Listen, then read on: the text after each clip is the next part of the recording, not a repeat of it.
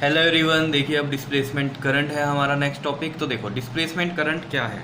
देखो सबसे पहले आपको ये पता होना चाहिए कि एम्पियर सर्कुलर लॉ के अकॉर्डिंग आपके पास ये इक्वेशन आती थी, closed integral of B dot D L is equal to में म्यू नॉट आई।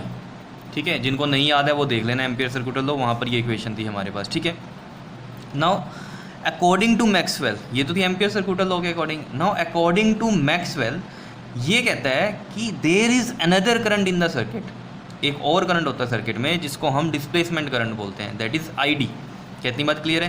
तो ये जो इक्वेशन है ये उसने क्या बना दी, अब B dot D L is equal to में म्यू नॉट आई तो है ही साथ में, प्लस में एक और करंट उसने बोल दिया आई डी भी आता है। समझ रहे हो?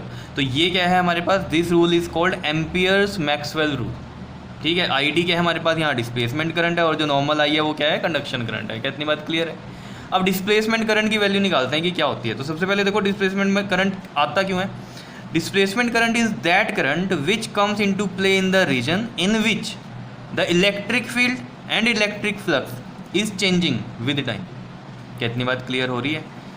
डिस्प्लेसमेंट करंट कब रोल प्ले करता है अपना, जहाँ पर इलेक्ट्रिक फील्ड और इलेक्ट्रिक फ्लक्स चेंज होगी विद टाइम। क्या इतनी बात क्लियर है? तो यानी कि फ्लक्स चेंज हो रही है विद टाइम, यही मतलब हुआ। तो हमें पता है, वी नो दैट, कि जो फ्लक्स होती है उसका जो फॉर्मूला है हमारे पास वो होता है क्यू बाय एप्सिलॉन नॉट। क्या इतनी बात क्लियर है सभी को? ठीक है, अब इसे डिफ्रेंशिएट करते हैं हम, डिफ्रेंशिएट बोथ साइड्स। ठीक है, both sides with respect to time, with respect to time. तो देखो क्या होगा, फाई है तो ये हो जाएगा हमारा D phi by D T. क्या इतनी बात क्लियर है?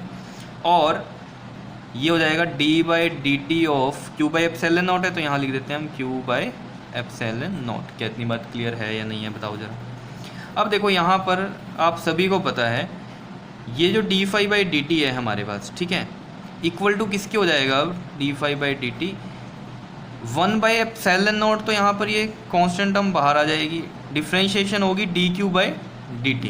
क्लियर है इतनी बात?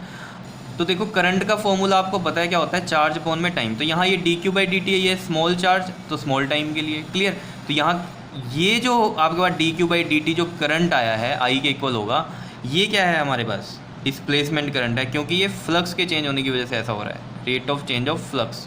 समझ रहे हो? D phi by D T, यही बोला था हमने, electric flux is changing with time, flux change हो रही है विद टाइम।